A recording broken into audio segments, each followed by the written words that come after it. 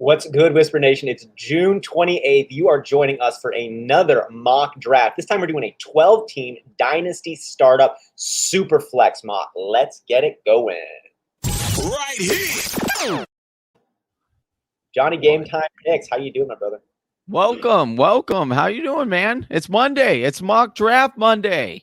It's mock draft Monday. The people have been alive in the chat already. They're excited, which makes me excited, which I know makes you excited, which makes Travis, who's working on the draft kit right now, extra excited, which you can still pick up, speaking of that draft kit, for $10. The pre-sale still going on, Johnny? Is that right? You can still get it for half price right now of $10?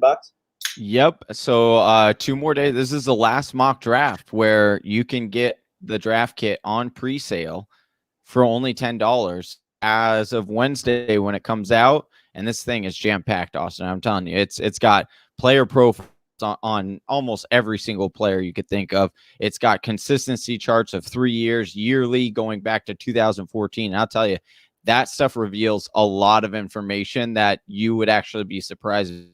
I'll just give you this one right off the top of my dome because, like, I was straight up surprised. Pat Mahomes, dude, do you know how many times in the last 2 years he's finished as a top 5 quarterback?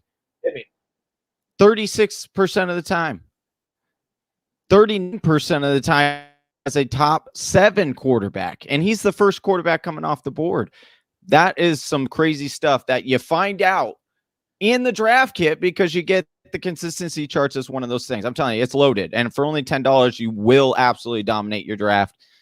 The only thing I wanted to say about the draft kit, because I'm pretty critical about these, and I don't usually go out and pick up a draft kit of my own. I feel like every year I give the same pitch, and it's the same pitch I'm going to give now, and it's still true. And this is actually going to set you a leg above because it's going to share insights that you and Travis have spent hours and hours and hours and hours and hours pulling together that actually make an impact for your fantasy decisions that are not just common stats available at Fantasy Pros or whatever your number one go-to analysis fantasy page is. I mean, you were talking to me, Johnny, not to spoil anything, but it really made me say, like, I need to get this draft kit. And that's not me just like pitching this on it. It's true. Is when you were talking about the offensive coordinator's propensity to divide up running back touches for how much you can rely on a certain OC to go bell cow status, or what percentage of the snaps does this offensive coordinator give their early down back? You know, like, oh, we can expect to see James Robinson get about 40-45% of these touches. You're going to expect ETN to collect this many snaps at wide receiver, and just to help you determine which players are going to be getting what type of opportunity based on the style of their incoming offensive coordinators, which is actually a metric that sheds more light on what's going to happen than almost like anything else. But that information is not made available anywhere. No. It is in the Fantasy draft kit. It is. We break it down. We give you those descriptive reasons as to why we have the rankings the way we do. And it's a very useful tool. So I'm telling you, Whisper Nation, get on over. Get that pre-sale because it's going to be going up to $15 here in a couple of days.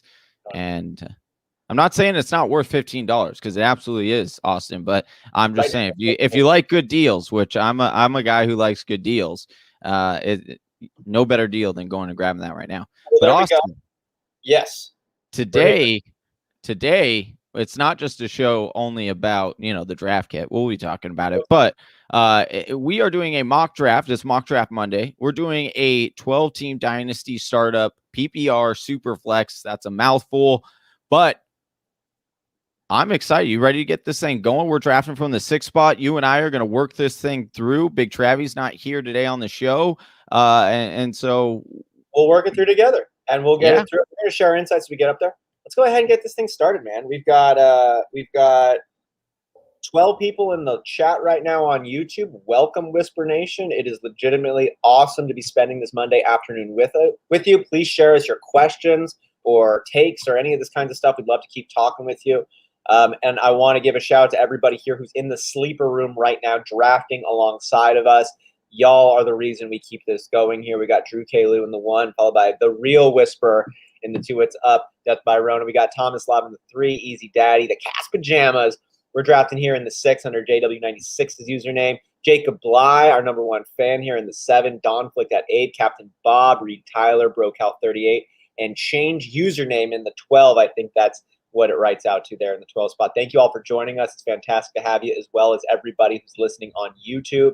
If you like what you're seeing and hearing, do us a favor, hit that like and subscribe. If you don't, hang in there. I think we'll hit you with something you like here before the show is over. Johnny, who are we looking right now in the 6th spot? We got a 12-team Dynasty PPR startup. Are we going running back heavy? Are we taking a quarterback? If there is one left, I see 4 are already gone. Yeah. So we have Lamar Jackson. We have Dak Prescott. Yeah. I mean, Dalvin Cook's here. It's pretty sexy. Tyreek Hill is the best wide receiver available. What do you think? I think Lamar Jackson is a nice anchor quarterback if we wanted to get one and then not worry about it. I've seen us have some really good running backs still available a few rounds later on. So and the quarterbacks have been going quick, and I think Lamar is still in that number 1 category with some question marks, but that's where I'm at right now in this spot. All right, let's do it. We're going to go Lamar. All right. We got our anchor QB. We have our anchor QB. Which I know you might not see as an anchor, but I know for the sake of the exercise, you're with me. Here's what I will say.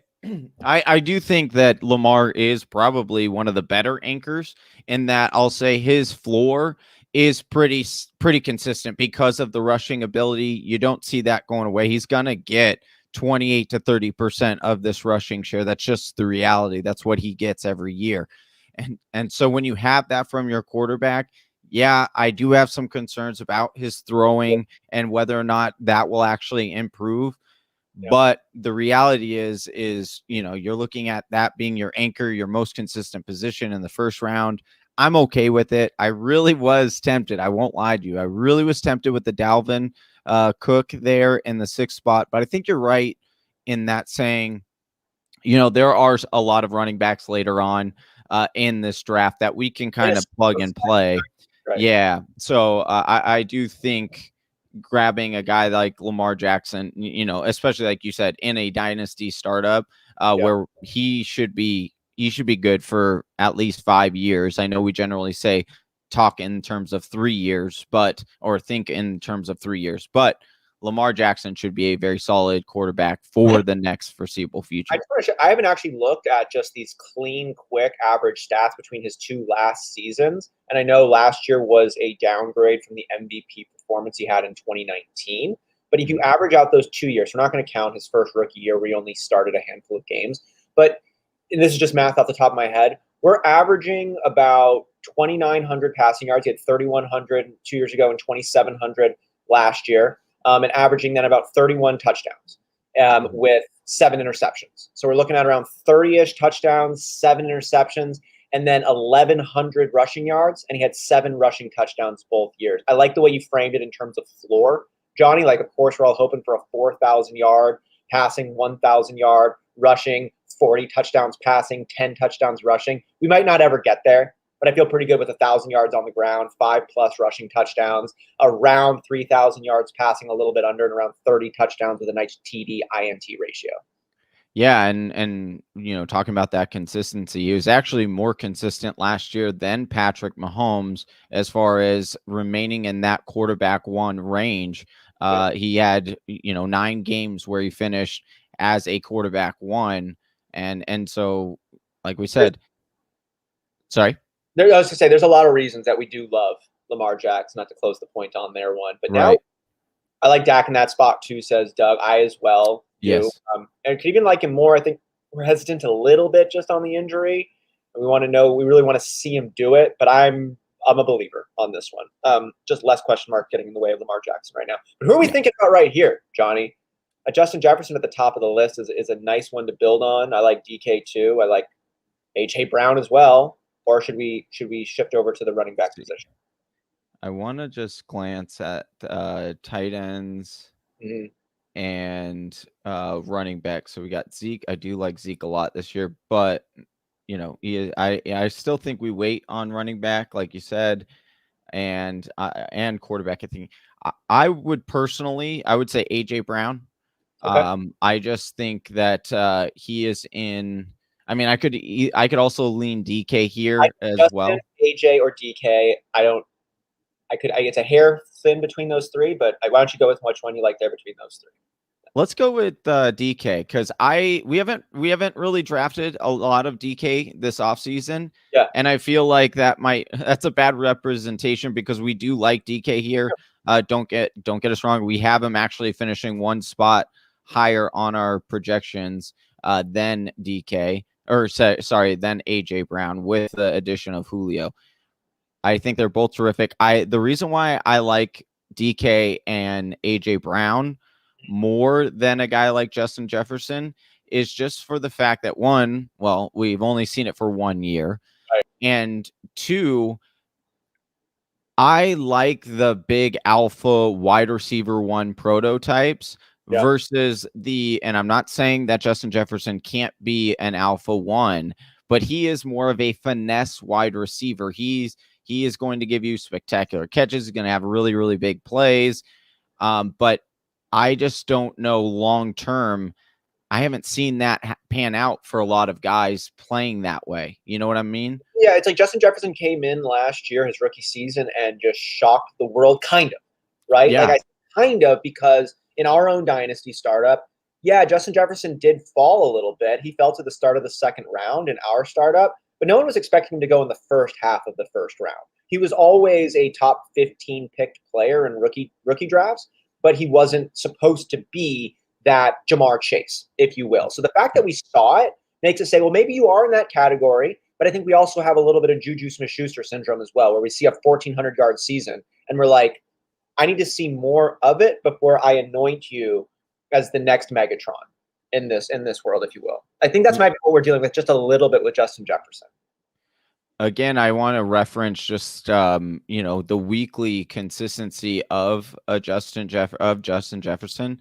I know when we tend to look at the overall points and where he finished, it was spectacular, right? He was one of the best rookies ever. Only OBJ kind of had a comp to him. But when you look at it from a week-to-week basis, and you have to remember you are playing a week-to-week game, you know how many times Justin Jefferson actually finished as a wide receiver one? Yeah, it's an inconsistent one. Four times. That's it. Four times out of all of last year, he finished as a top. That is, I'm kind of glad we took him. Pajamas gets him the pick before right here. But so now who do we want to take in this spot in our third? We said we've been holding off. We still got AJ Brown, who's available. We could go real heavy there. But what about in that running back position? Is there anybody in that top tier that is still available? I do like Joe Mixon. I think a lot of people are sleeping on Joe Mixon. Aaron Jones scares me a little bit as far as I like him a lot this year. I like him this year. I love him this year. Long term, he scares me a little bit just because of the uncertainty moving forward with Green Bay. And that bell tells me we got 10 seconds. So I'm gonna make the executive call here. We're gonna go AJ Brown and double up this. I like it. We're just gonna lean into that. And here's why I like this one, Whisper Nation. When you're deciding where you want to go, right now we were going to settle. And we were going to settle because we thought we had to complete our roster, which obviously you do. You got to start a full team. But AJ Brown is a shiny star to me. He is somebody who can be – we thought before the Julio Jones pickup, he was going to be the number one wide receiver in redraft leagues, right, Johnny? So and he's not number one, but he's still a wide receiver one, and his long-term prospects are still phenomenal. And so why don't we go ahead and get who could arguably be the face of the wide receiver crew for a really, really long time in the NFL versus we're talking about a Joe Mixon who's like, oh, I think he's good because other people don't think he's good. Or like an Aaron Jones who were like, hey, we're dependent upon, a lot of different factors. Yeah, we need to fill out the team and they could, but like at this point in the draft, let's get the true studs whose course is set for a while. And if that puts us back a little bit at running back, this is a dynasty startup still. But maybe in that vein, who are we thinking about would be a potential running back that would be a guy that we really think is a pillar? Is there a pillar running back that would still be available for us, Johnny, that's coming up? Let me take a gander here. Montgomery almost hits that. I do think David Montgomery does hit that standard. A lot of people question. Sorry? Is David Montgomery 24? Could you click on him right there just so the viewers can see where we're at? So 23. And then do me a favor. Click on Najee Harris, who I'm assuming is already selected. Yeah. Let's see if I can. I can't. Oh, it doesn't let you view his card. I might have to do. Hold on. I could show drafted here. Maybe. All I Okay. was trying to point out was that they're the same age. Look at that. Look at Austin. 23 and 23. So I'm saying like 23 and me, dude. They're both 23-year-old running backs, but David Montgomery finished as an RB1 already with no other running backs drafted this year. So I'm saying if Najee Harris is supposed to be a future guy, why would David Montgomery, who's already done it, who's the same age, not be in that same category? He's just not as exciting.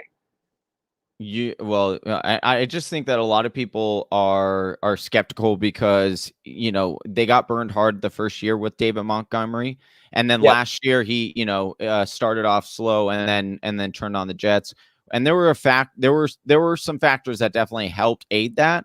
However, we just tend to all sum it up as those factors instead of actually looking and saying, okay, did the Bears get better? Did the objective they were trying to make and making that offensive line running game better actually work out and pan out? And the answer to that is yes. And then the reality too is he didn't see a significant amount of workload increase for the amount of production increase that he saw. Like the correlation wasn't the same. So to me, it's more significant. And then there was a report that came out last week. While you're talking, let's get the names up. At least we can take a look. Oh, yeah. Sorry. Okay, so we got Josh Jacobs, Austin Eckler, Michael Thomas, Darren Waller, Jamar Chase. Okay, call me crazy. I don't know if you want to do this. Okay, I do like getting either Austin. Huh? I like that there. Click on the running backs for me, could you? Now we talked about Montgomery. We talked about Miles Sanders. That's an interesting one. Chris Carson, Javonte Williams, Kareem Hunt, Gaskin. Which one do you want? It's Montgomery or wide receiver for me right now. I just think we can start and win right now. Like Michael Thomas is nice too. You want to take Darren Waller? I don't. I'm not with you and Trappy on the. Okay. I'm not as big of a Waller fan. I would go Montgomery and get us an anchor running back. Okay, we're gonna go David. An anchor running back. I think you can, and he might not even be the most productive one, but his opportunity is going to be there. The opportunity will definitely be there. He's going to see about 44%, 44 to 48% of this rushing share. He'll get the goal line work, and this offense should be much improved over last year. You should see a lot more goal line work. And the great point that I love, and it kind of went unnoticed over the weekend, I think it might have came out on Friday, was that the Bears actually came out and said they want to get David Montgomery more touches than what he saw last year. And so when you're talking about an increase in workload, we are already suggesting on this show that you shouldn't necessarily be super worried about Tariq Cohen or Damian Williams. Those guys are just, Damian Williams is the handcuff to David Montgomery if something happens to him. But I think that David Montgomery, a lot of people are still sleeping on him. And then after this year, once he proves it again, that's when you'll see him, in the back half of the first round, probably next year, or the early second is probably where he's going to end up going next year, like the Josh Jacobs. And I honestly, man, I think about it all the time. When you offered me the David Montgomery, it was basically like in our Dynasty League, essentially Devontae Adams and David Montgomery for Josh Jacobs and somebody else. And this was right after Josh Jacobs just beasted out and David Montgomery. Well, I wanted Nick Chubb. No, but there's a time when you didn't want Josh Jacobs too. This was like right after the rookie season. I know a lot of time has passed since then.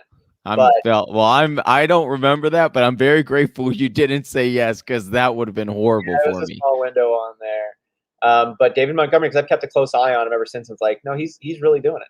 Brett Johnson, great to see you guys, man. Whisper Nation showing up. Okay, I do want to. Yeah, I wanted to take a second, Austin, real quick. We got 24 people in here. If you could do us a huge favor, hit us with a giant thumbs up button on this video. It really helps us with the YouTube algorithms and getting our name out there. And if you are not yet subscribed to our channel, please do.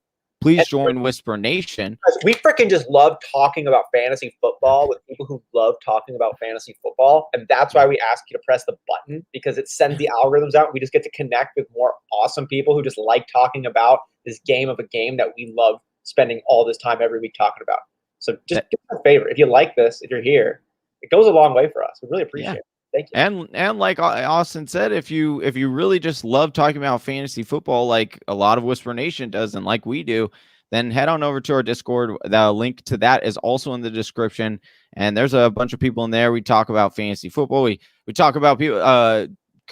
Donnie, who is in Whisper Nation, just got engaged this weekend. Hey, so kudos to him. Congratulations! Look at that could actually be one of the very first Whisper Nation weddings that we have. I don't know. I don't know if that's true or not. But let's find out who we're gonna get married to as we got a quarter of our time ticked off here in the 5th round. Hey, Big Travie would be very happy with that transition.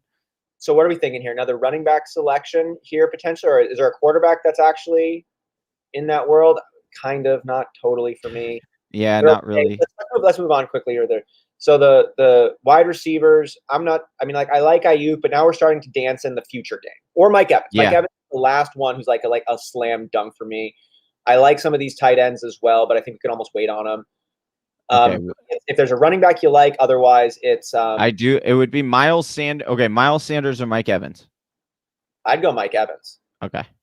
I'm just not on the Miles Sanders train. I don't think he's intended to be a bell cow. We got a new coaching regime that's come in there.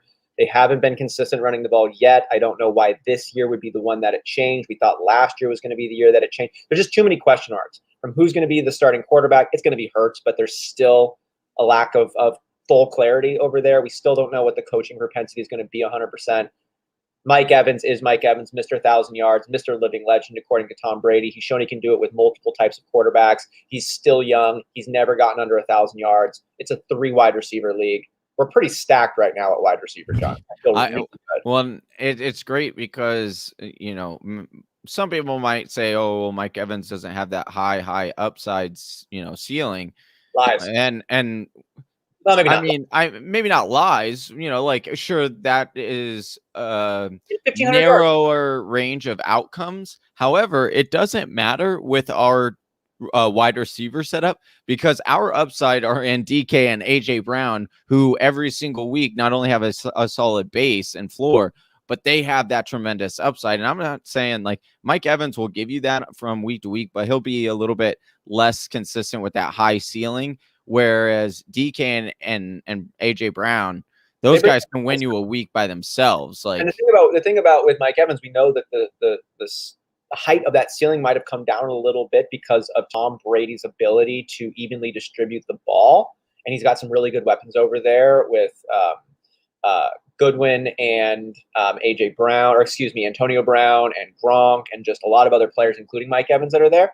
But Mike Evans last year had the most touchdowns he's ever caught, and he had 13 touchdowns last season, still 1,000 yards over. And I bet he has a better year than he did last year. I bet he still gets 10 touchdowns or more, and I bet he has 1,100 yards or more next year versus the 1,006 he did this year. I mean, getting Godwin back for a full season, I do have Godwin projected slightly higher as far as finishing this year and this season.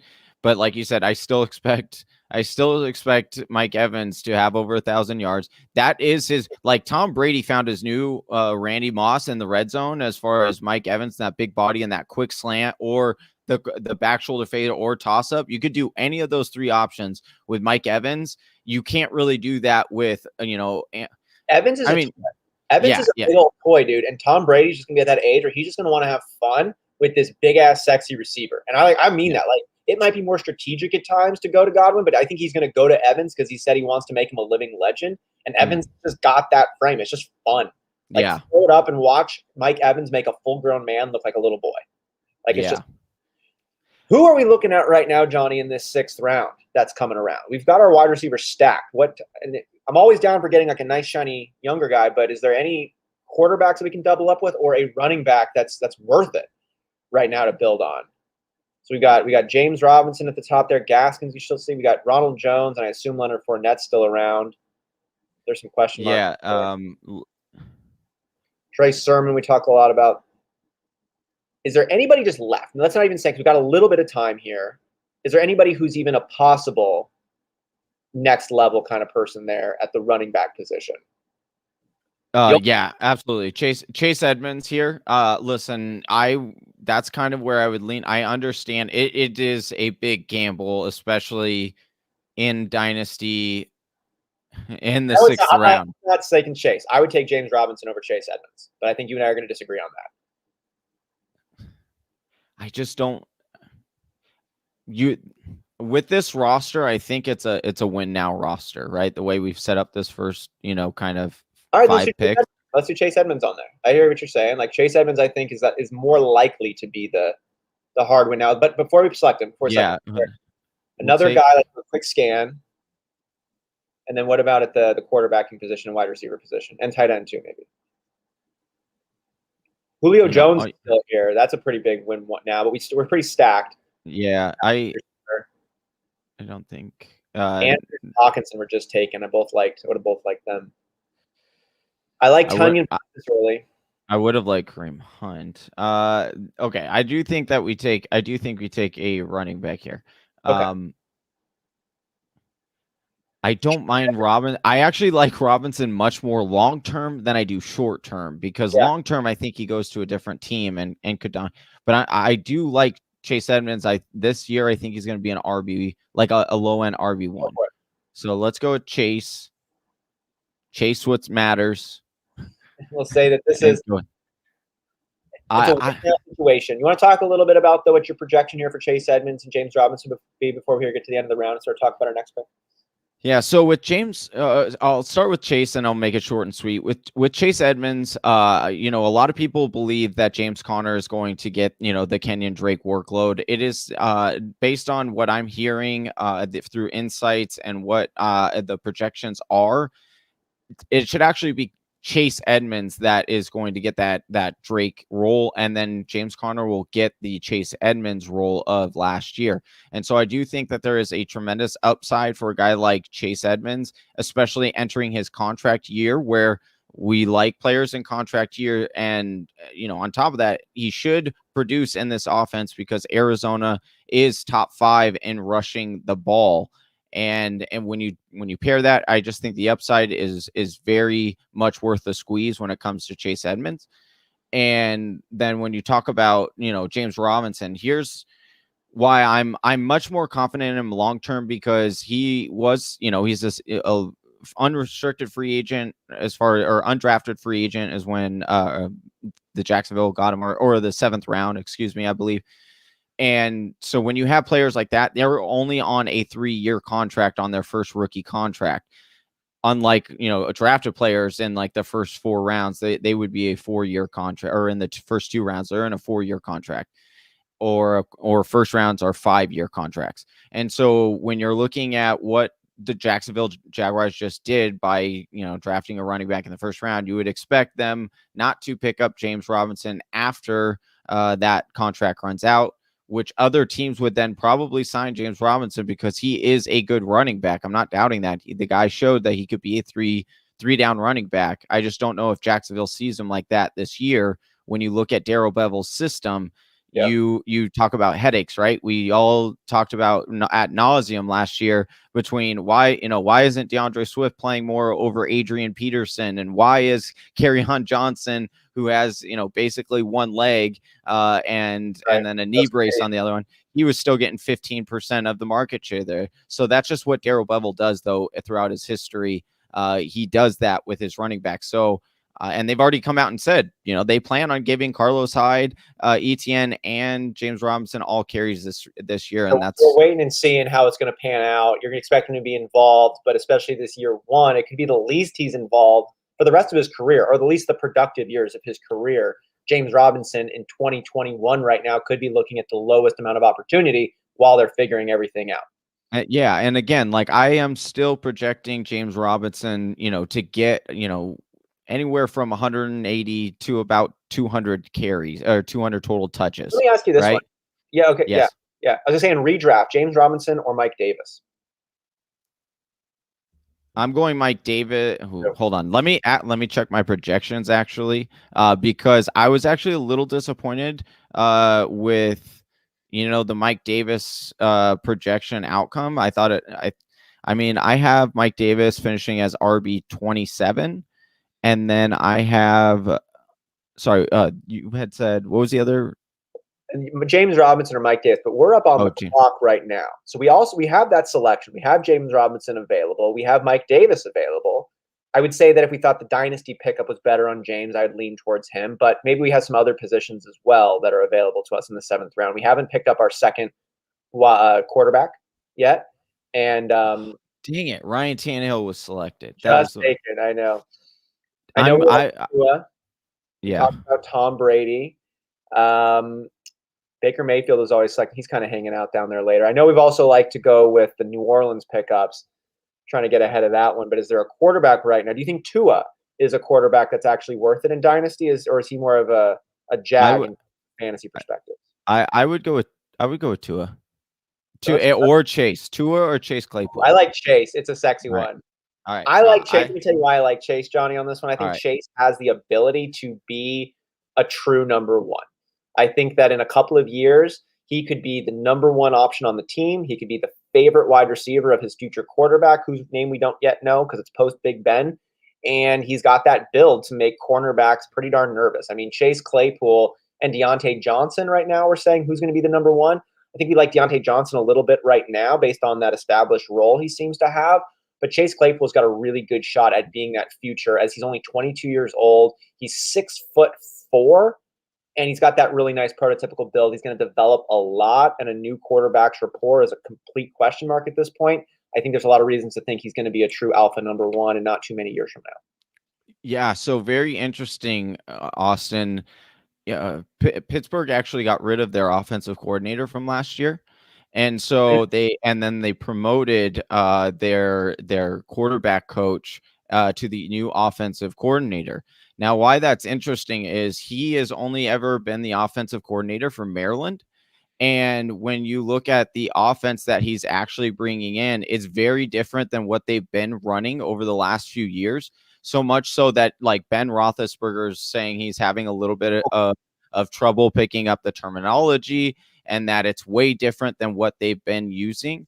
Okay. So I was digging into it a little bit more. And what they're going to do is they're going to use Chase Claypool. You will see a lot of motion plays because they want to get players on mismatches. And the best way to do that is to put your players in motion. And when you look at what he did in Maryland, he did it most often with his alpha big wide receiver, and they're projecting and beat writers are saying that that should be Chase this year. And so I'm actually kind of switching the boat a little bit on who I would actually rather have Chase Claypool this year than Deontay because of that change. Yeah, because the big thing about Deontay was that he was getting so many targets. That's what made him so nice. He was getting, 27% of the market share last year. And I'm not saying that he's not going to still have some good games, but I don't think he'll see that much of the market share like he did last year. And so I do think people will be a little bit disappointed in Deontay. What do you think, Whisper Nation? I want to know Whisper Nation. Yeah. Who are you guys taking? Do you taking Deontay Johnson or Chase Claypool in redrafts? In redrafts right now, who are you liking, Whisper Nation? Let us know. Who are we thinking now, right now, Johnny? In the 8th round here, we got our Claypool. James Robinson is gone. Tua is gone. We have to explore. We've only got 2 running backs right now. We've got great wide receivers. I'm looking at change usernames took Tua from us. Right. So at the running back position, are there any future guys that we like? And then quarterback, we need a win now and we need a future. So I think we might be taking 2 or 3 quarterbacks when it's all said and done. Okay. We have Dallas Goedert, Mike Gesicki, Irv Smith, Hunter Henry, Robert Tonyan for Tonyan's kind of a piece.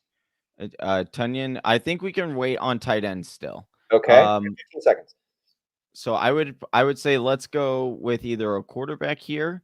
We can get either Carson Wentz, or I think Carson Wentz is actually a pretty good one to get. We don't have time to debate. It's your call. I'm going to Cortland Sutton as sorry. I had that in the back pocket just in case as a deep dash. I think it's a good one. That's a star. That's a guy who's got a shiny upside too. We don't need him, but he could be a piece. But let's want to make sure we do have a full roster because, hey, dynasty startups are for the long run, but the first year championship counts just as much as the 5th year championship. Okay, so where are you wanting to go? I'll let you make the decision on this next one. I think I have an idea of where you might want to go. Oh, look, we got Donnie coming in here. Just want to post this. He says Claypool 100%. Claypool 100%. Yeah. Well, for me, where I'm looking, my head goes to two spots right now. We need to win now with a quarterback. I want to win now. So is there a quarterback that's available? But I'm also thinking long term. So is there a quarterback? What are we available in terms of a win now and then also win down the road? Matt Ryan to me is kind of interesting. Matt Ryan is perennially a top 10. He can usually get it done. I don't like that he doesn't have Julio Jones. I also think Ryan Fitzpatrick hits that just fine. And he's a little bit cheaper, and I think Sam Darnold is there. So I'm actually going to fade on quarterback. I'm not interested in it right now because there's nobody I love enough to want to go get. And so I can wait on that one. But running back then, is there a AJ Dillon's almost a little bit interesting. Damian Harris has got some win now, win later appeal. Leonard Fournette and Ronald Jones also do. It's not super sexy. The Kenneth Gainwell rookie pick is nice. Sorry, I might be going a little too fast for you. Sorry. Scroll down a little bit more. Down a little bit more. Yeah, so I think we start getting into the mucky muck down there where that's not the game we're looking to play right now. So you can go back up to the top. Yeah. For me, it would be Ronald Jones, Leonard Fournette, or if we wanted to go, like if you felt good about a Gainwell. I don't particularly feel awesome about Kenneth Gainwell as a future prospect, but that's kind of where my head goes. Otherwise, then I would say let's fill our hole at tight end and take Robert Tonyan if he's available. That's where my thought process currently at. What do you think? Yeah, I'm definitely down with that. I'm definitely down with that game plan because Ronald Jones is a little interesting to me here if we wanted to go running back. Uncle Lenny, obviously, one of those two. Short-term, Uncle Lenny, I think he's going to be the running back there this year. Mm-hmm. But Ronald Jones, actually, looking at his stats and stuff, he was pretty solid as a running back, and you did see a vast improvement. Now, whether that improvement was because he had a little, a little bit of fire under his ass because Leonard Fournette got traded there and they signed him, and he knew like this was a shot, or maybe he did turn the corner. I'd like to think it was the latter because he really did look good. I think he could. And so Jones would be that guy if he's the real one. The only other piece I'm going to throw out there is we're pretty stacked at wide receiver, but the wide receivers are actually the meatiest, like in terms of the future prospects. Like you got a Rashad Bateman, who's a great pickup right there. You got a you have Terrence Marshall here. Yeah, you got Amon-Ra St. Brown. You got Devontae Parker. Yeah, we got a lot of wide receiver options there. I'm okay with the Robert Tonyan pick if you wanted to go there. I would go Ronald Jones. I'd go Robert Tonyan. Robert Tonyan gets us now. Okay. Ronald Jones is a bit more of a question mark. I'm okay being a little bit thinner at running back, but we'll just have to invest in those extra positions. So Robert Tonyan, interesting little tidbit here, Austin. Robert Tonyan is used in this offense a lot more than people, thought. He's not just kind of a touchdown guy. Now he did have that monster breakout, 4 touchdown game. I don't expect that to happen again this year. But when you look at his usage, he got about 14% last year, Austin, at the tight end percent as far as usage. And look at this. He had 6 top 5 performances last year at the tight end position, which is when you're talking about percentage of getting top 5 in the top 5 as far as tight end position, a lot of people are kind of overlooking a guy like Tonyan. But they've also came out and said, Matt LaFleur came out and said they wanted to get Tonyan more involved in this offense than he was last year. So it is potential that he could see, the second most targets in this offense from a receiving standpoint and market share standpoint. And that's going, untalked about. And the thing is, that makes it all really nice about Tonyan is even if they do have to turn to Jordan Love, there are 2 players I'm not worried about having, significant impact. One, Aaron Jones, because I think they'll run the ball a little bit more than they did with Aaron Rodgers. They'll run it in the red zone for sure more than they did with Aaron Rodgers. And number 2 is the tight end because rookie rookie quarterbacks, and yes, I'll call him a rookie quarterback because he's never really started a whole game. They tend to go to the tight end because it's a safety blanket and it's a big body wide receiver. And so, if Davante Adams is being double covered, which we would expect to see a lot, then who's the next option? It's going to be Tonyan. So I do think that Tonyan, people are sleeping on him. I think he's going to be really good this year. He could be an actual vein on the offense. It's not just a next man up filling in the role. Tonyan has earned a role on the team that previously didn't really exist. It's not like this offense was creating opportunities for the tight end. This offense is now going to create opportunities for Robert Tonyan because he's worked himself into that position. I'm not gonna lie, dude. When I was doing the draft kit, I came up with this pretty genius idea. We should start calling, because you can't call him. I mean, Aaron Rodgers calls him Bobby or Bob. And so we can't call him Bobby Trees because that's Robert Wood's name, right? We need to call him. You ready for this? Ready. Bobby T. I pity you, fool. I just called him Bobby T. I know, but we got to every time it should be after. We just got to be like, I pity you, fool. I'm sorry. No, you don't like that? No, I love it. It's just hard for me to be like, I thought of this thing. It's a thing you just said 30 seconds ago. And like, I know, it reminded me of what I thought of. So I was great minds. I'm gonna make a Bobby T shirt, and then underneath it, it'll just say, I pity you, fool. I'll buy it. I'm going to be on that one. But who are we thinking about now here in the 10th round? We got our boy. We got Bobby T. He's on the team. Yeah. And now we've got a couple more rounds here. 5 more rounds, in fact, 6 more rounds, in fact, to fill out our roster. We need some running back help for the future. What do you think? We only have 2 running backs here. Okay. So, all right, go ahead. Sorry, what were you going to say?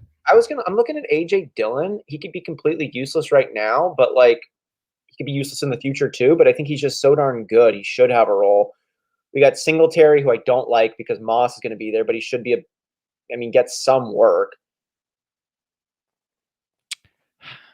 So Gus exists. You're gonna hate me for saying this. We got 35 seconds, so say it. All right. I think we should go Melvin Gordon.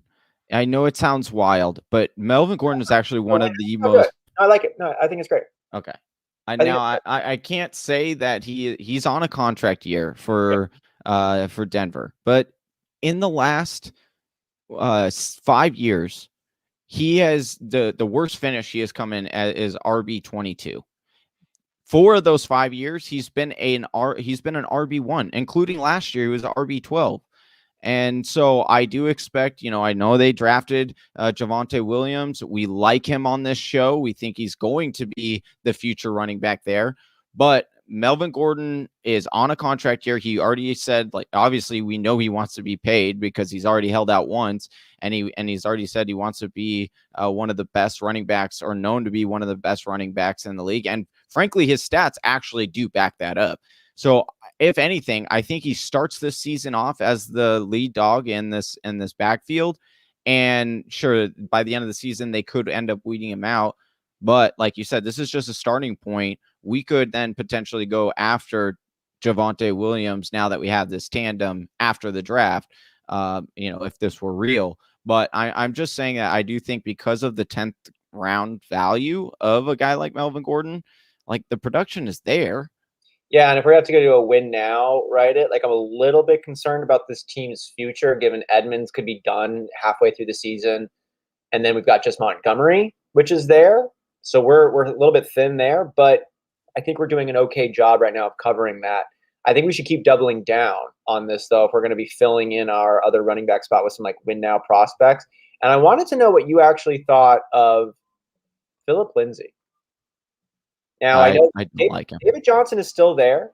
We've got, and I'm not even talking really so much about drafting him, and I know Mark Ingram is there, but I'm just going to say it right now on the show. I think the second half of the season, Phillip Lindsay is getting the majority of the workload in Houston over either one of those guys. I think David Johnson to me is extremely undervalued. Still, you talk about another running back that people just don't realize how productive he truly has been. Now in round 11, I would say let's take actually David Johnson because he's the favorite right here to be that lead guy. And Philip Lindsay might not even get drafted in this situation, which I understand. And if we're just going for win now guys, like it gives us more starting running backs. I'm fine with I would be okay with it because like you said, we need a win now. It's not the greatest upside at all. Like, I mean, it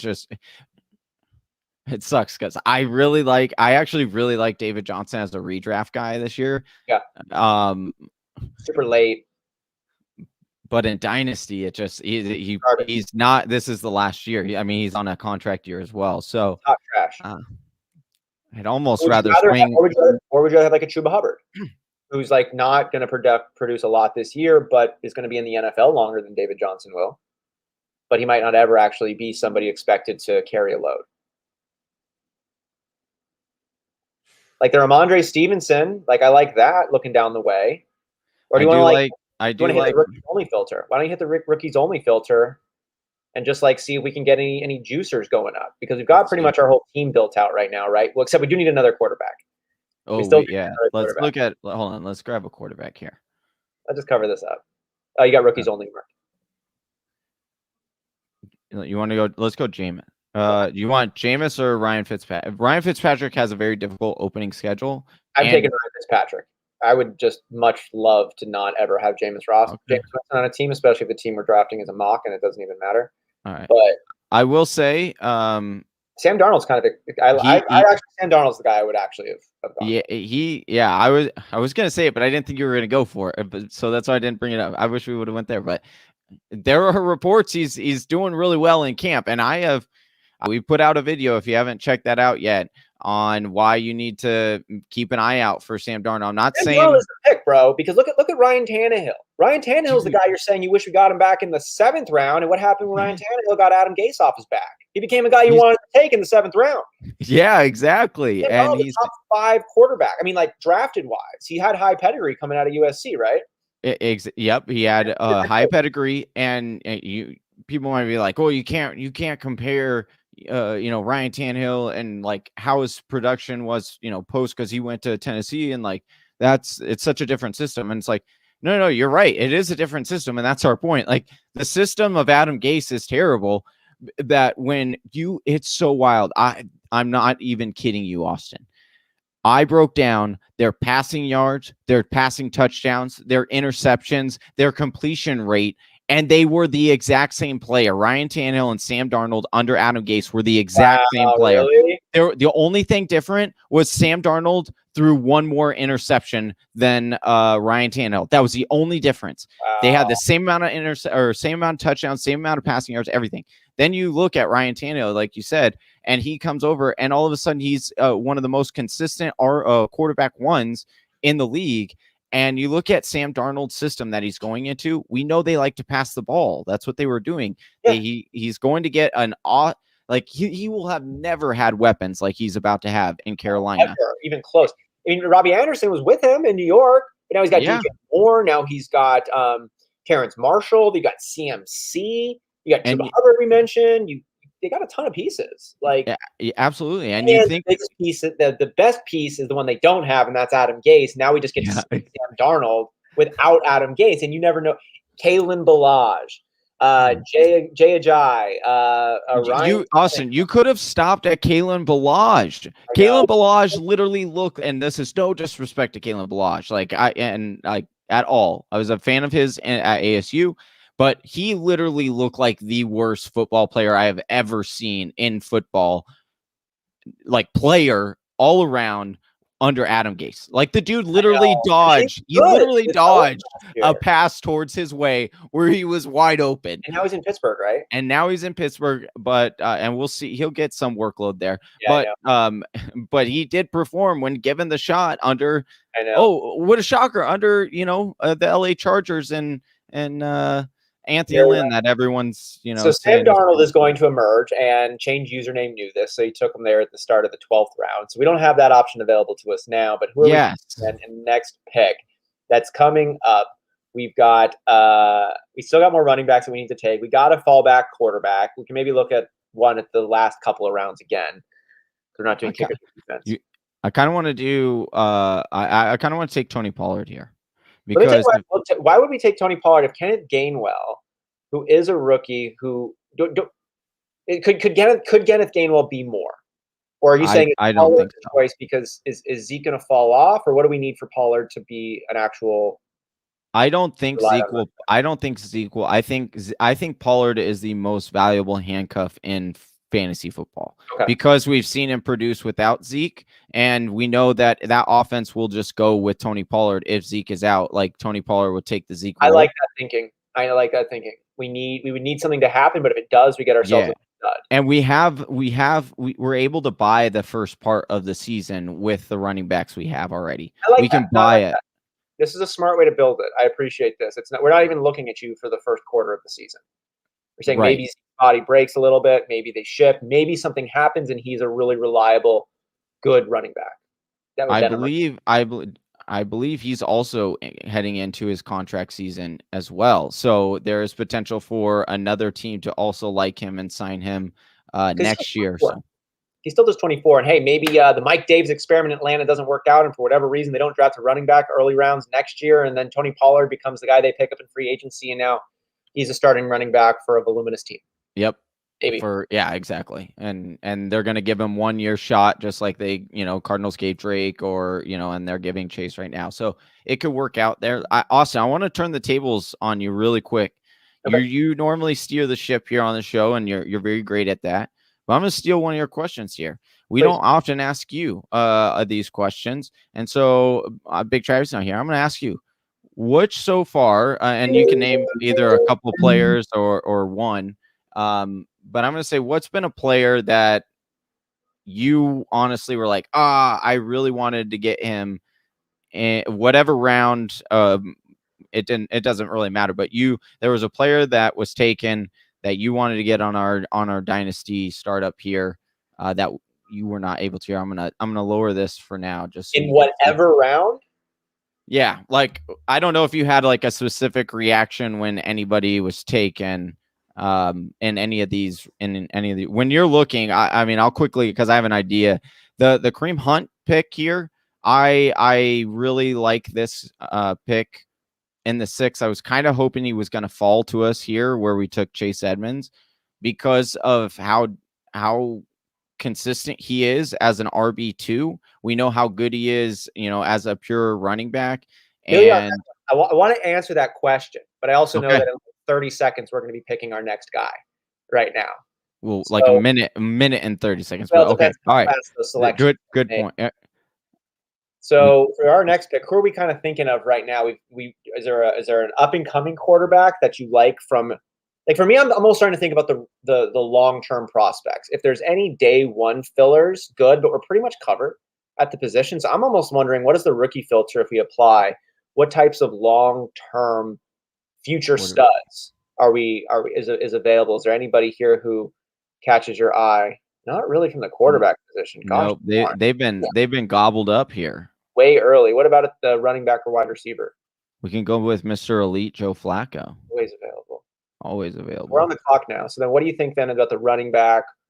Or is there anybody here? Like we've talked about, I guess he must have been taken up. I was going to go with Mr. England.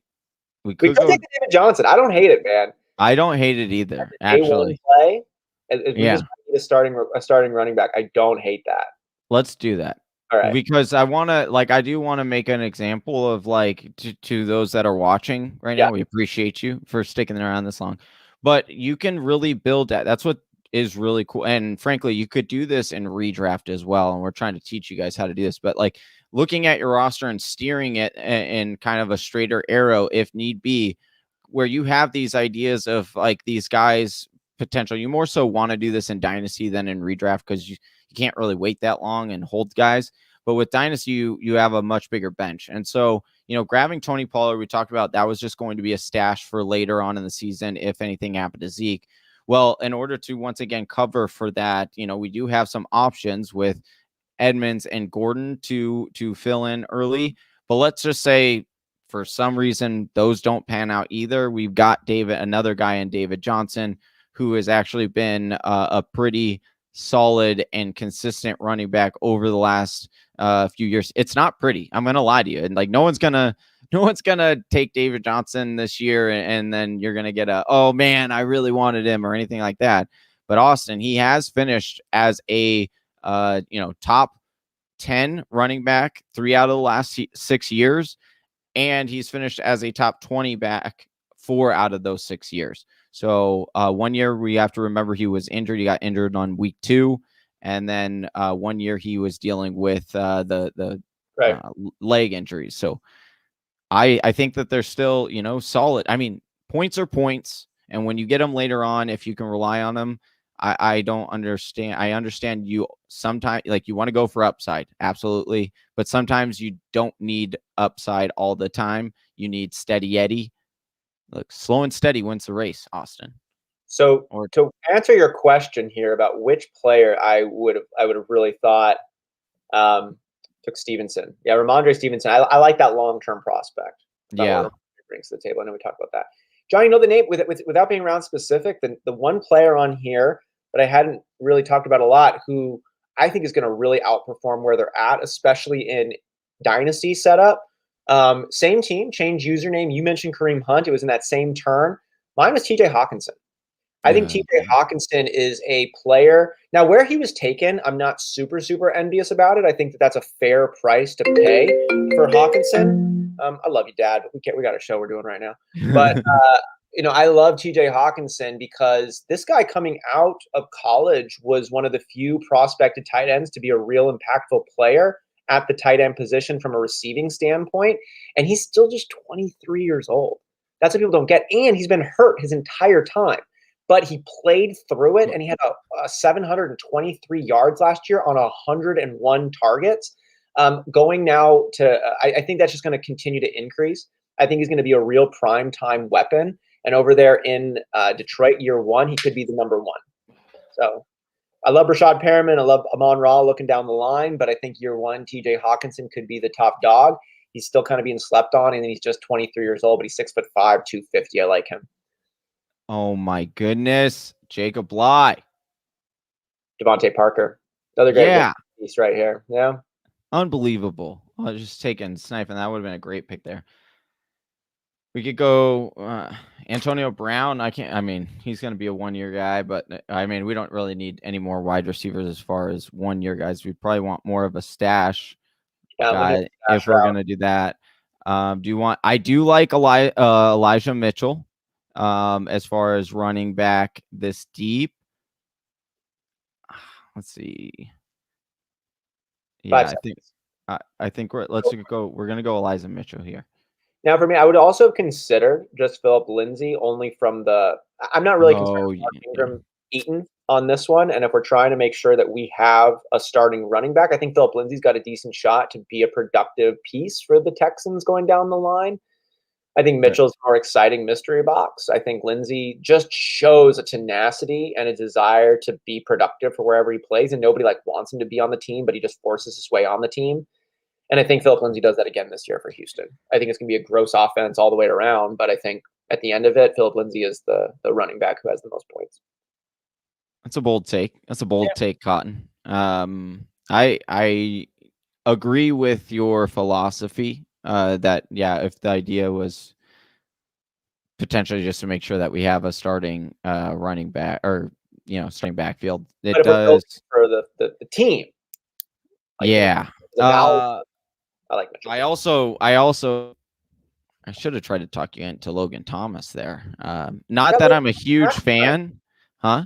I got him on my actual dynasty team. Yeah, you do. I actually do have some concern for Logan Thomas this year, just because of Ryan Fitzmagic's tendency with tight ends. I do think he'll have weeks where he is still a tight end, top 5 tight end, but I think it's going to be. Yeah, he does. So, but I agree with. I think Philip Lindsay's going to see about 20 to 25% of the rushing share there. And so when you're looking at that, and David Johnson is definitely going to be the receiving running back there. He's so good at that. That's what he's known for. I just think that the role is going to be too small for Philip Lindsay, but I could be wrong. It very well could be. they could, come out. Maybe they had decided, Austin, actually, I didn't even think about this. And maybe I want to do a little bit of research now, a little bit more to just double check. This is a good point. But maybe they did bring in Phillip Lindsay to be that early down back, and then David Johnson to be that more third down running back now that he's a little older. That would be interesting to think about. But how do you think it factors in for our 15th round pick right now? Is what the question is. Now, we could lever it up, but a stash. My thought is this: either Phillip Lindsay to pick up that Houston backfield. I'm not super stoked on that idea. It's more of a safe than sorry. But is there a stasher?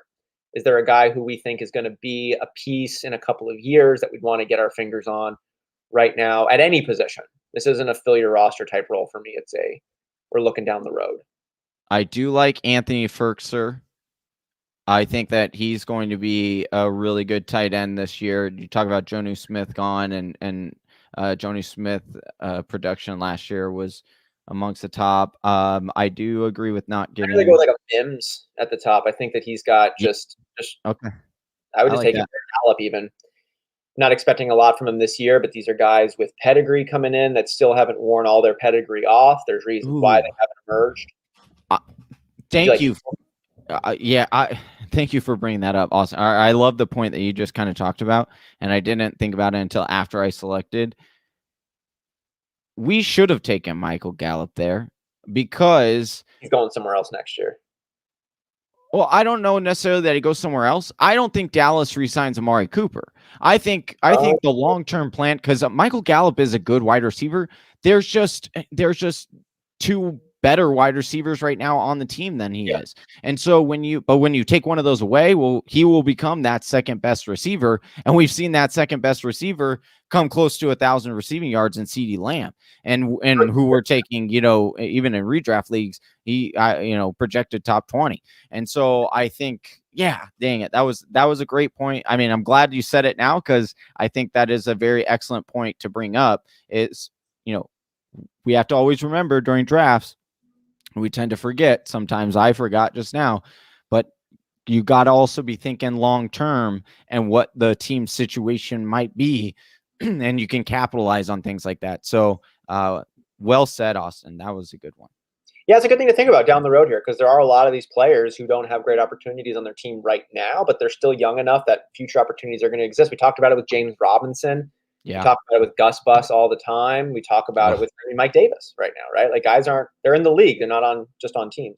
Yeah, Thomas Love didn't like Mims. I mean, Mims he has a lot of talent. He didn't obviously get to see that talent because Adam Gase was his coach and he was, often injured and stuff. But in the Senior Bowl, he was one of the most impressive wide receivers in the Senior Bowl. That's why he rose so highly in draft capital that year, because of just how dominant he was amongst other seniors that were also going into the NFL. So there is some paths there. There's still some juice, still some players left, still some more dialogue to be had. But we've got ourselves a completed mock draft. Well done. We do. Well done, Whisper Nation. Hey, we've got 20 people here that are hanging out in the chats. If you got to the end of this one, you like what you see, do us a favor and hit that thumbs up button. It allows this one to spread out. We just got to keep talking to people who love fantasy football, and that's why we put in all this time and keep doing what we love doing. Donnie Tubbs, he won like always. Great mock. Pajamas, great mock. But now, Johnny, it's time for the infamous draft grades. And we got the people here that are in there. And I know it's just you and I on this one, but what do you think if we just break this one up old school and we alternate and we just do a quick rundown and a quick grade for each one of those teams? Or is there a better way you'd like to do this one? We could do the quick rundown and grade between the two, going back and forth here. I think that's good. I think Whisper Nation will like that. I'll go ahead and start off, Austin, with Drew Kalu, who has been in here now for joined us every Monday for Mock Draft Mondays for like 2 straight months. So we appreciate you, Drew Kalu. Went and drafted Pat Mahomes in the first. We talked about how now we're starting to question whether or not how good Pat Mahomes or how consistent Pat Mahomes is and whether he should be that number one. But it's okay. If you want Pat Mahomes, I understand. He's going to be probably a top 3 quarterback at the end of the year when you're talking about points. Grabs my boy DeAndre Swift in the second, followed by J.K. Dobbins, 2 back-to-back high upside running backs there. Then goes on a trio of wide receivers, gets Michael Thomas, DJ Moore, and Kenny Golladay. I like that stack of wide receivers. That's good. Grabs Ryan Tannehill. We talked about how we love the value there as his second quarterback. Damian Harris, another guy that we really like in drafts. Deebo Samuel in the 9th. Mike Gesicki in the 10th as his tight end there, who I do think has some quiet, sneaky potential upside there. Henry Ruggs, who definitely has some high ceiling upside. Kenneth Gainwell, which we talked about, and him in Philadelphia. Brandon Cooks, Jalen Rieger in the 13th and 14th, and then finish out with Jonnu Smith, another tight end that I actually think a lot of people are sleeping on in that New England offense. I actually really like this team. Well done, Drew Kalu. Nice. And a light A through F grade, what would you give them? Oh, I forgot we were doing the draft grades right after. I would give this one. I haven't fully analyzed the rest of them, but I'm gonna go with a B plus right now, with the chance to change that to an A minus potentially. Nice. Okay, I will go ahead and take the Real Whisperer, formerly known as Death by Rona.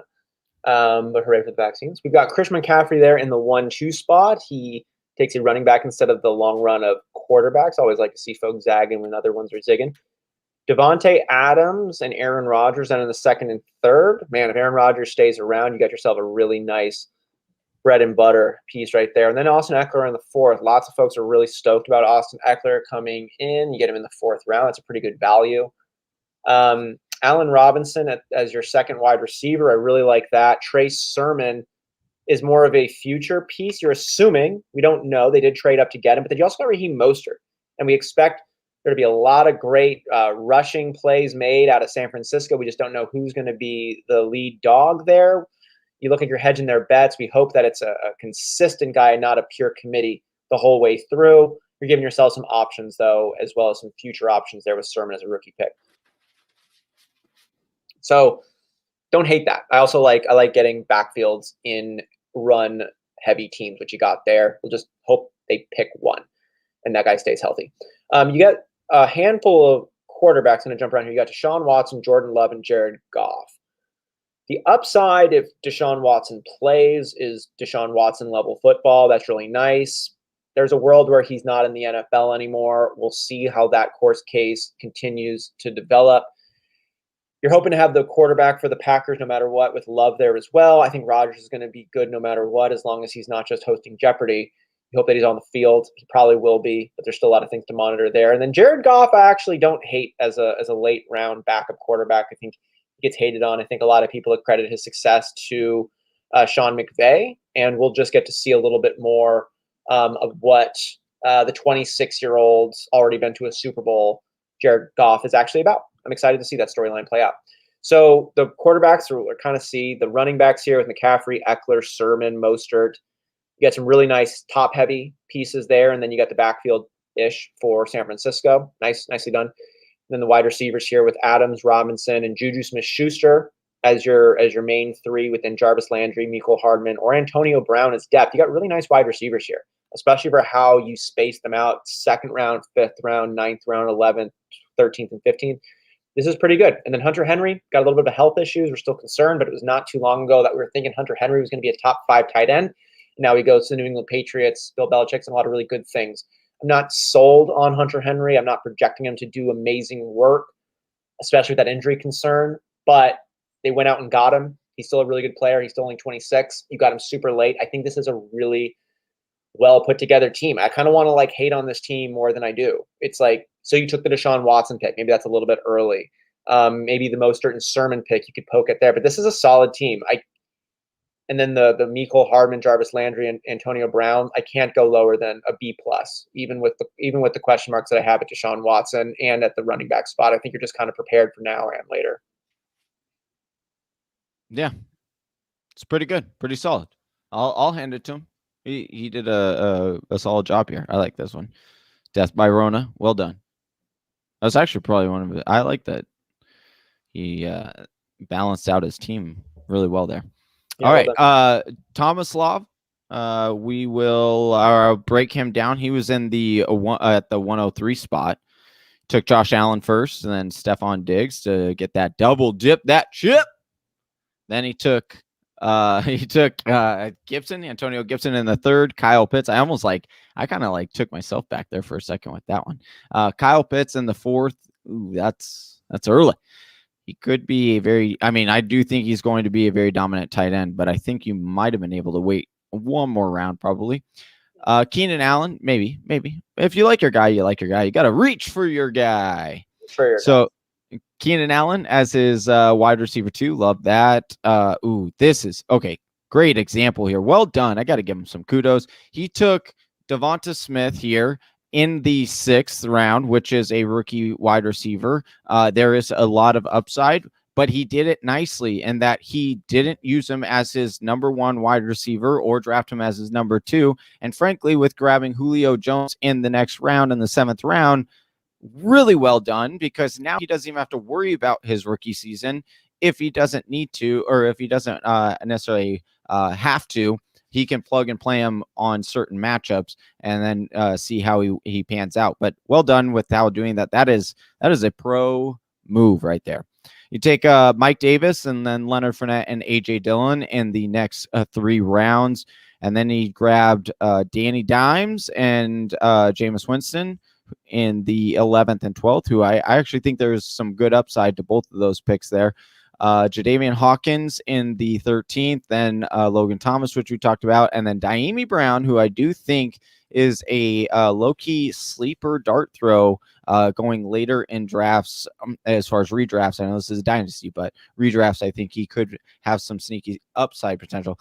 I do like this team. I like how it is panned out. I will say the RB2 situation, frankly, all the RB situation is a little sketch, right? Antonio Gibson, we do love, but he's dealing with an injury coming into camp already with the foot. You've got Mike Davis, who is the 1-year lead dog this year, at least. Leonard Fournette, again, one. Does have Hawkins there nicely though. He does have Hawkins, however, might not be the fill-in. He might not be the fill-in. It could be it could be Q. I'm gonna a guy named Q. And I don't even think they expect for Jadeveon Hawkins to be the actual future back at 183 pounds, 5'8". You're a gadget player. Yeah, he's the scat back, and he'll get workload, but I don't know if he can necessarily handle a full entire workload for a whole season. That's why I'm not super confident in him. All right, you got Easy Daddy. I do want to point this out. Easy Daddy over here saying we got to give Tom Islab his grade. He said, yeah. And Eric, so Easy Daddy is Eric. He's saying happy Independence Day weekend, U.S. and Canada, July 1st. Appreciate you from your friendly neighbor in the North. You are the North. We appreciate you. Daddy. All right, you want to take this team? Yeah, I will. What is Thomas Slab's grade? Oh, I keep forgetting the grades because I'm so used to waiting till the end. I would give this. The lack of running back that scares me beyond this year. So I'm going to give this a B. Okay. I'm going to give it a B plus. I'm going to give it a B plus because I like the move that he did. And I do think that long term with, grabbing Pitts and then having Logan Thomas, at least for this year, to kind of fill in, you can play the two on matchups. I think, yeah, I'm going to give him a B plus. It's very different B pluses on these different teams. Right. Yes. Very different. Yes. If we got to break down the different metrics of the win nows, win laters, emphasis at this position and weakness at that position, it's kind of balancing out to some pretty even teams here, but very different teams. It's fun to take a look at. So let's see. Easy Daddy here in the 4 spot goes Kyler Murray, Cardinals quarterback here. Ezekiel Elliott in the 2nd. It's a win now. It's a CEH there in the 3rd. I really love that CEH there in the 3rd pick. I think I'm more of a fan on CEH than a lot of folks in the industry are coming into his sophomore year. But Darren Waller there in the 4th. We talked about Darren Waller, almost went with him. It's rare to get a tight end who breaks 1,000 yards, and Darren Waller's done it back-to-back years now, almost 1,200 yards last year, and you expect him to even do better this year. He's 28, so he's not like a super spring chicken over on this side, but he's going to get – Travis Kelce just keeps doing it. Darren Waller is – 1,000-yard tight end. It's hard to find. Gonzalez played till he was like 66 years old, dude. So we got Chris Carson there. just keeps doing work. He's going to be that starting back. I know everyone expects for his pelvis to fall off and Rashad Penny to like become a guy, but it's not going to happen. Carson's going to have another really good year. Deontay Johnson, Odell Beckham, Laviska Shenault. I love actually as a 1, 2, 3 set of wide receivers. You took rounds 6 through 8. You'll pick 2 of them, probably Deontay Johnson, Odell Beckham, but Shenault has gotten great reviews out of the Jaguars camp. And I think you're going to be playing him. Well, you'll have to. You have 3 wide receivers. And then Amon-Ra St. Brown, rookie wide receiver for the Detroit Lions. You might actually get some more redraft work out of him or some year 1 work this year because he's going to probably play out of the slot. They have Rashad Perriman and your boy Tyrell Williams, dude. Your boy. Right. So they don't have a lot of great wide receivers over there, and there's room for this first skill player selected by this new regime in Detroit to actually get day 1 work. Austin, I sorry to keep in. I do want to say that in that case of Detroit Lions, like this is no slight, but their best 2 receivers are probably not going to actually be receivers on that team. Like the best 2 players that are catching passes. Yeah, like that's probably going to be the reality. I mean, Rashad. I mean. I do like I do like Perriman as like an upside guy, but he just needs to stay healthy. He needs to stay healthy. He needs to stay committed, and I think we like the future prospects of Amon-Ra St. Brown, but it's a 4th round rookie taken, and like despite all of the family pedigree and all the work, and we know he's going to be an interesting piece. And the awesome name, you never know. You never know, but I do like actually because of the point that you mentioned, Johnny. I like St. Brown's prospects on this team because they have just a misfit bag of toys as their set of wide receivers. Drake there as your 3rd running back or 4th running back, excuse me. Taysom Hill is your 3rd quarterback. Higbee is your backup tight end. Corey Davis and Russell Gage. Interesting player pieces here. Your starting lineup is pretty good. You've got decent depth behind it. I like the quarterback play here in Kyler Murray and Matt Ryan. It doesn't have any shiny hard pieces to it. It doesn't have I don't know what your team's identity is right here.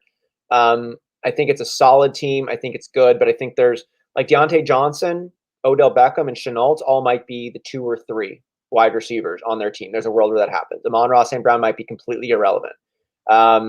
Ezekiel Elliott might be washed, as with Chris Carson as well. Like you're dealing with guys with a lot of tread on their tires already. Right. This is definitely built. He definitely built this out to be a win now. Yeah. More so as and not so much in the future. I mean, he does have some pieces in Laviska and Amon-Ra that are a little bit more future-ish, but this is now. It's a B- future team for me. It's a B. It's a B dynasty team for me right now.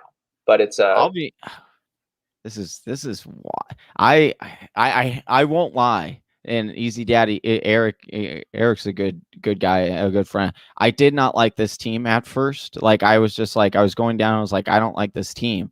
But then as you keep going down and going over it, and then I'm just thinking about the pieces that he does have that are just literally pieces that could carry a team by themselves. Like Kyler Murray, he can carry a team by himself. Ezekiel Elliott can carry a team by himself. Darren Waller can carry a team by himself. Like he's got a really nice setup here. So what was your grade? What'd you end up getting? I gave it, you know what?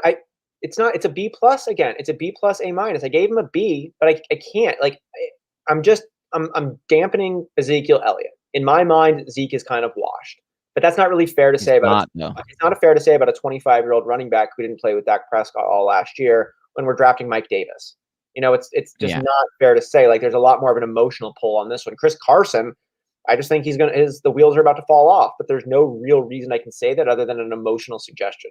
So I don't feel comfortable actually downgrading him for these emotional pieces with it. I think this actually might be the wide receiver where it falls a little bit shy, but that's the only area for me that kind of falls a little shy are the receiver. And Matt Ryan is going to be, a low end consistency part because the thing is he's going to throw a lot less and he doesn't have the rushing upside that a guy like Ryan Tannehill has, and that's why Ryan Tannehill has been so efficient, is because he's an efficient quarterback and he gets the high rushing upside. We've seen throughout Matt Ryan's career, he is slow and he does not run the ball out of the pocket. So that's why I'm a little bit lower on Matt Ryan. But all right, so we got B+. I think I'm with you on the B+. I take a B+B just because the quarterbacks come down a little bit and the wide receivers come down a little bit, and the running backs just got to hold on. And so, yeah, it's a B, but I'm not actually surprised if this team wins the championship. Hold on for one more day. That's what I always bring up to Whisper Nation, because the Cat's Pajamas made it in this week, and I appreciate him. He sent us a DM last week saying he wasn't able to make it. He tuned into the show, the live stream, but he redeems himself this week by jumping right before us, of course, because now we start to get sniped on both sides between us. If I could talk, between the Cat's Pajamas and Jacob Bley. All right, we're gonna break down this team real quick. For the Cat's Pajamas, at the 105 spot, took Justin Herbert at the 105, who I do think does regress this year, but I do think overall in his career, I think he's going to be a solid quarterback. Takes Najee Harris in second. I am a big fan of Najee Harris. I think he is going to be used a lot this year. I would not be shocked if he is a top 10 running back this year, Austin. Justin Jefferson and Jamar Chase. So he goes back to back. Okay. So, I love that. I kind of noticed this as I'm starting to break. Cat's Pajamas right now. I want to, if you're watching and tuning on, he definitely was drafting for the future. This is a pure future team. However, the pieces that he did grab also allow him to compete this year.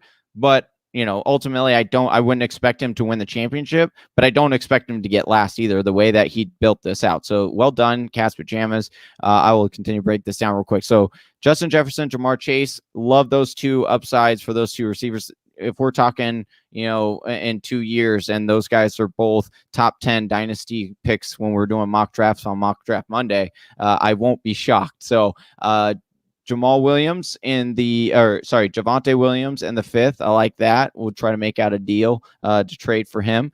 We got Matthew Stafford in the 6th.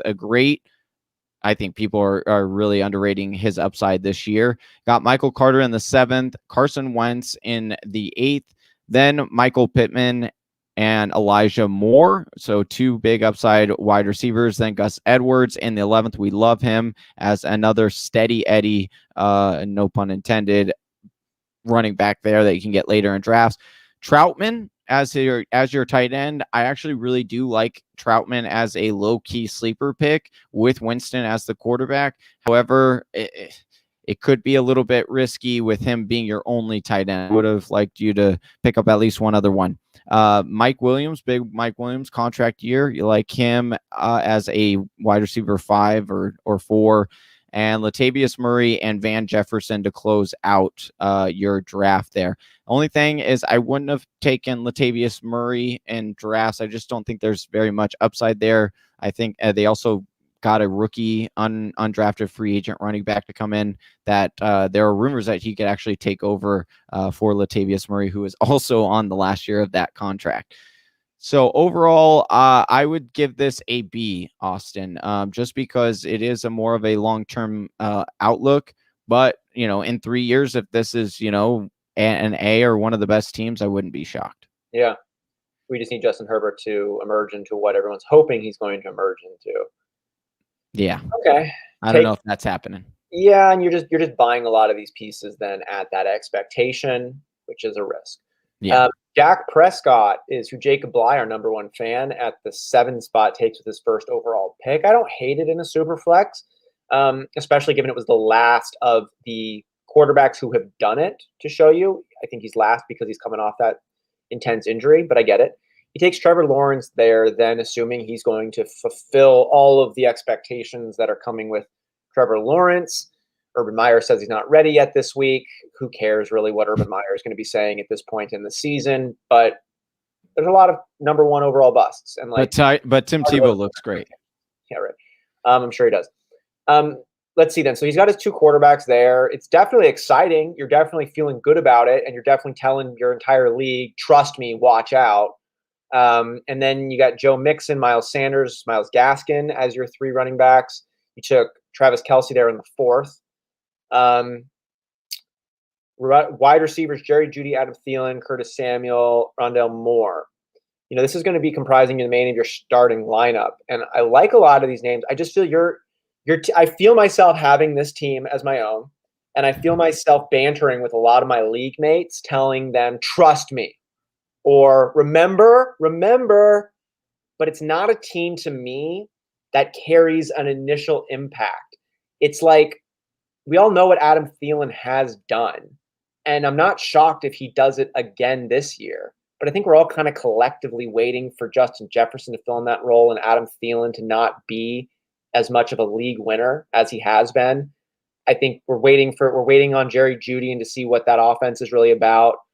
Miles Sanders could be a bell cow, but he also could just be a committee guy. Same with Gaskin.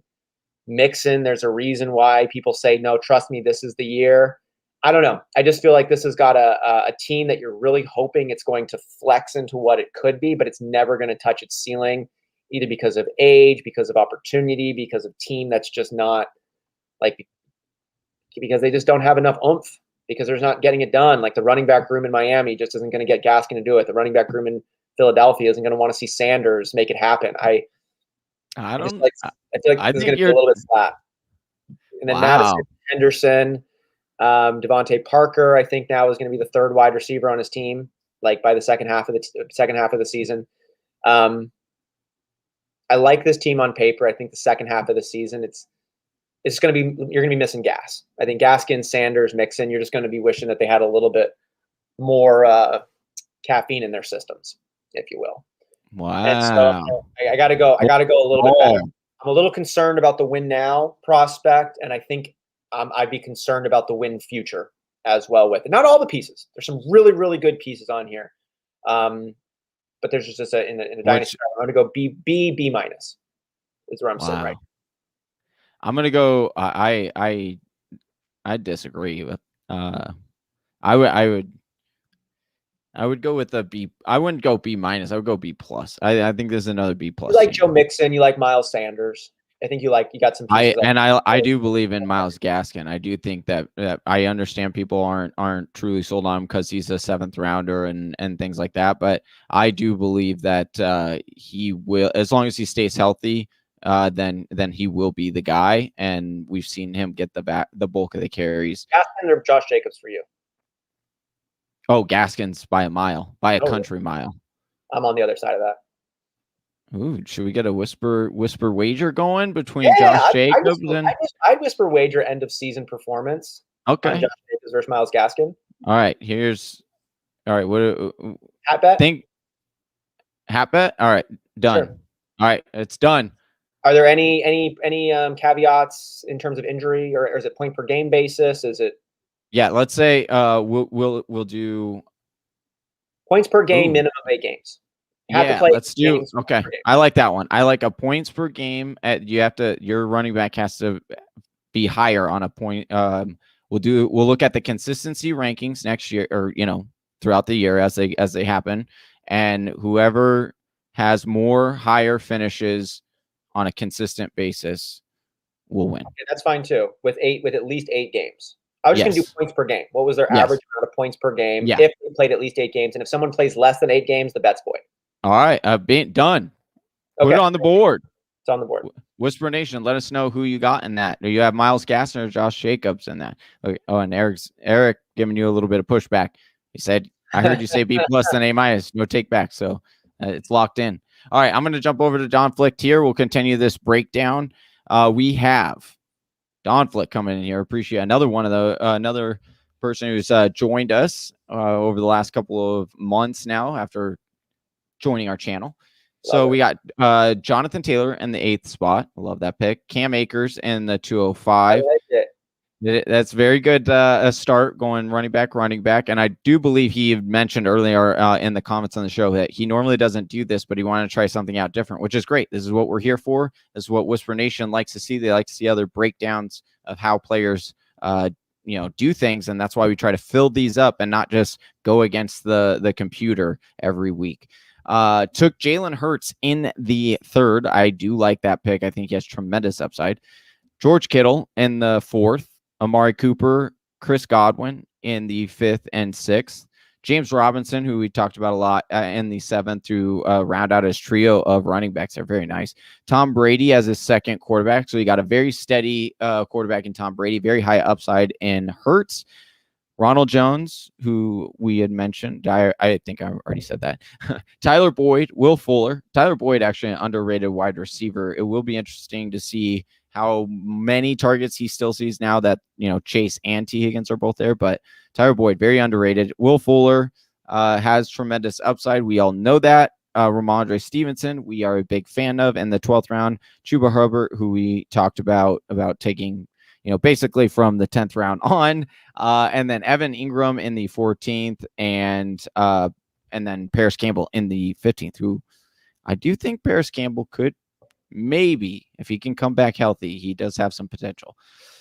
I like this team. This is one of my favorite teams, actually, Austin, because I like the floors of the skill, skill groups. You look at, quarterbacks, running backs, tight end, wide receiver. Like there's no, like you have it's all solid. Like you're very comfortable with all of those. You got great depth.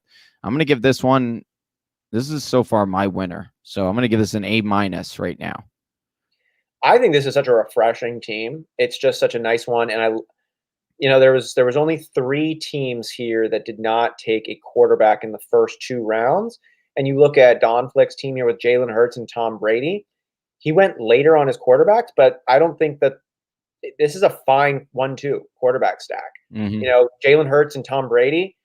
I mean, not to pick on our boy here, Jacob Bley, but like, would you rather have Jalen Hurts and Tom Brady or Dak Prescott and Trevor Lawrence? The fact that it's even kind of close. Like, I'd probably still go Dak Prescott, Trevor Lawrence, probably, but because it's a dynasty, I would probably do that because. I mean, I always say, this could be the last year for Tom Brady, but you could play till he's 60.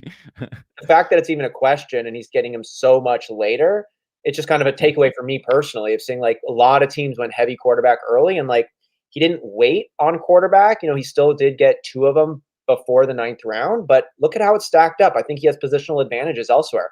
He's probably got the top 3 running back stack here. Good wide receivers, elite tight end. Yeah. It's pretty well rounded. I like it. Yeah. We got Calvin before you jump into Captain Bob's team. He likes your side. He wants Jacobs.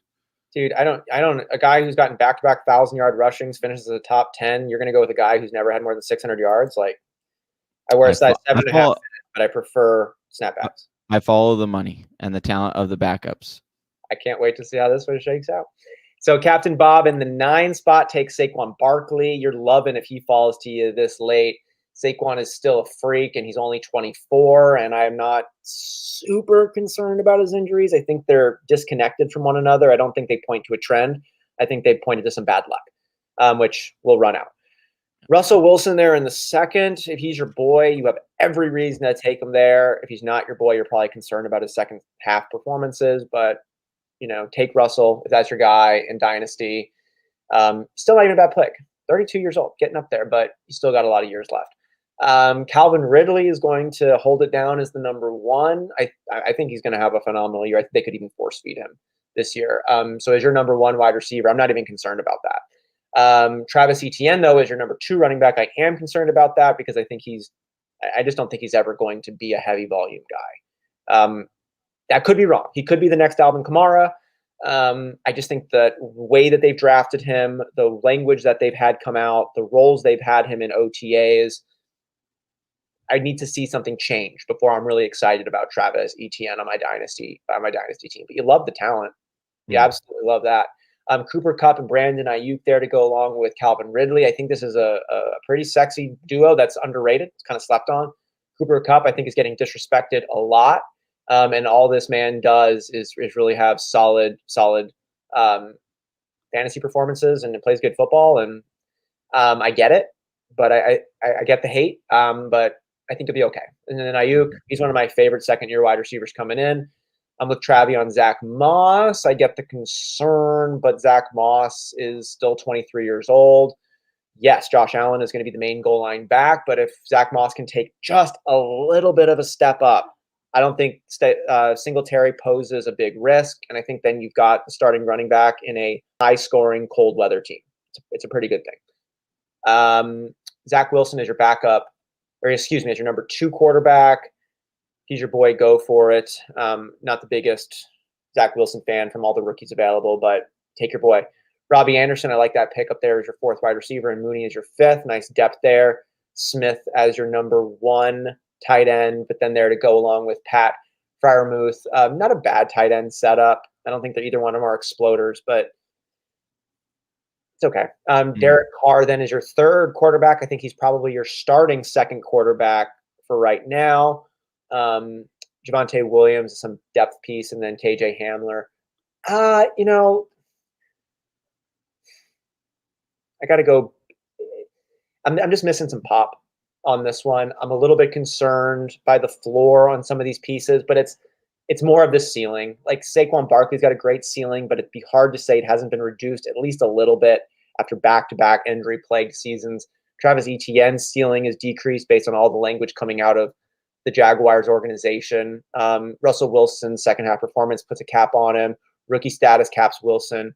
Derek Carr's history caps him there. It's just not a very high ceiling for this squad. Like certain players maybe, but it's hard for me to get over a B on there. Like your floor is pretty good, but I'm going to go with a B because of that ceiling. Yeah, I think I'm with you. I mean, I really enjoyed his first. I mean, I thought his first like 6 rounds were great. Yeah. And then kind of from 7 down, I mean, I like some of the picks there, but he really needs Zach Wilson to be a guy. And that could happen, maybe. All right.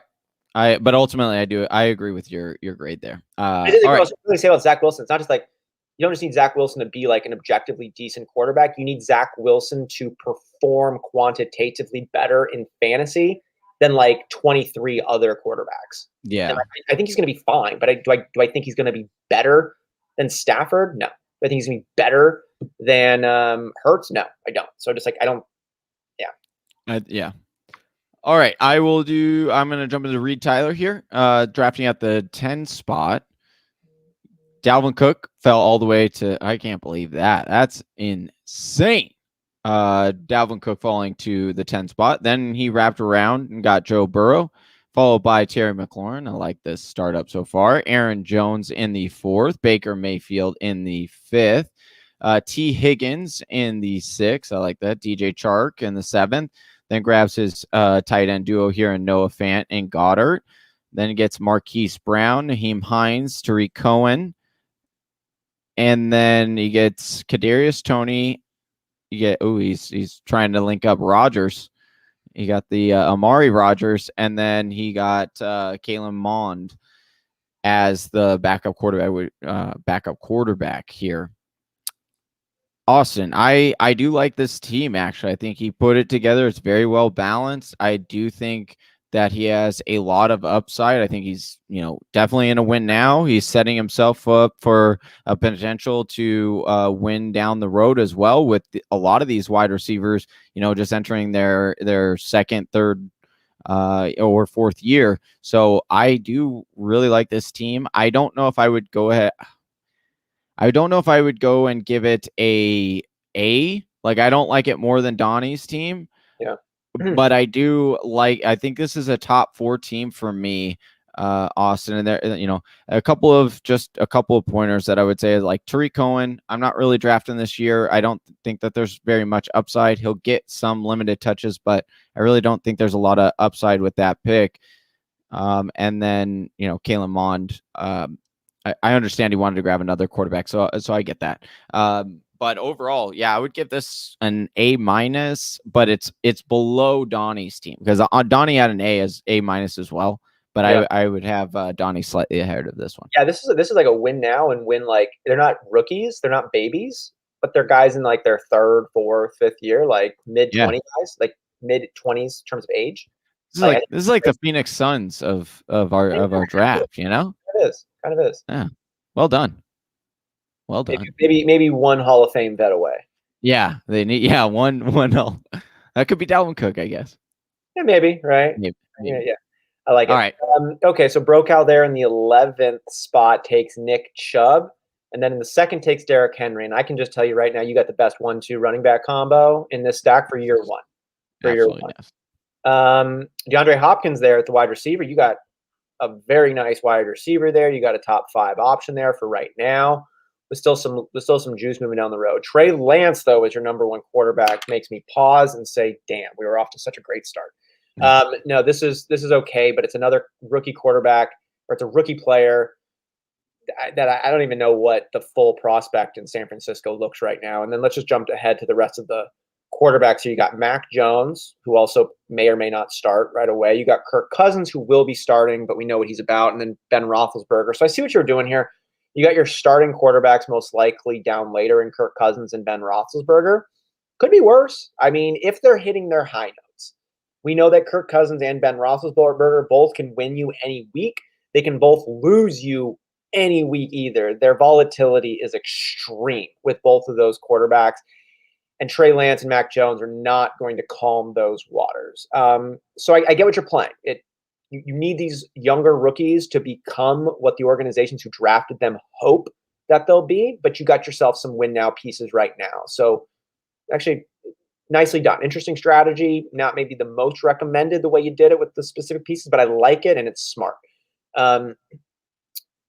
Mark Andrews there in the 5th. It was a little jelly that you got him. I like the value you picked up on him there. Josh Jacobs. Johnny hates more than I do, but I think you get him down there in the 6th round. We're talking about a perennial top 10 finisher who's 23 years old. Johnny would say that's the path. What are you looking at me with in the future, which I think is a fair piece. But John Gruden is just so freaking crazy that you can't predict what he's always going to do. And so he could do a bad decision and keep Josh Jacobs getting, over 250 touches, and then inefficiency begone. He's still a top 10 running back. So I think that's a possible outcome there. Tyler Lockett and Bobby Trees, as Johnny mentioned, Robert Woods. Nice, not sexy, but really, really nice and productive set of running or wide receivers there to pair along with Hopkins. And then Terrence Marshall, Collins, and Wallace are really nice rookie pieces that you got late, man. I mean, like Wallace there in our dynasty startup, Tylan Wallace. Travis got him, and I can't believe. I mean, Travis paid a little bit.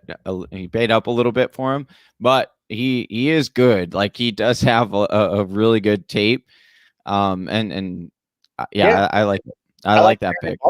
Marshall was going at the end of the 1st round, beginning of the 2nd round, some rookie startups.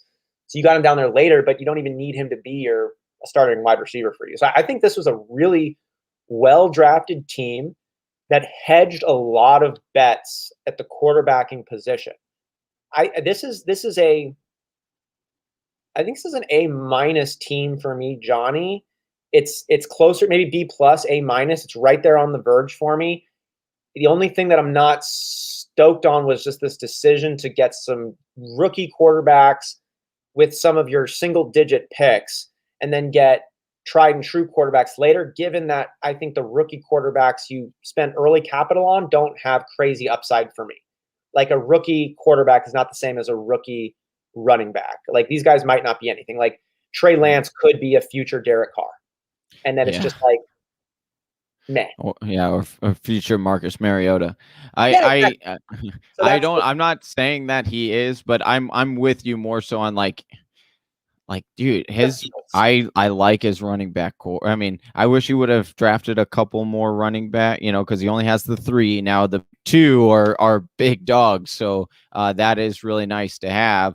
And then, I even like what he did with the Tyler Lockett. I'm not a big fan of Tyler Lockett in general, of drafting him, but again, similar to what we were talking about before with when you have a gamble, we're talking about with Devonta Smith in Philadelphia. When you have a upside gamble or one that's not going to be as consistent, which is what Tyler Lockett is, he's very inconsistent, but it gives you that tremendous ceiling, where you can win you a week. And when you're pairing that with 2 consistent pieces in Hopkins and Woods, it pans out and it works out for you.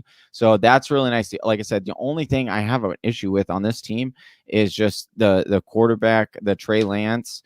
And then, Kirk Cousins and Mac Jones.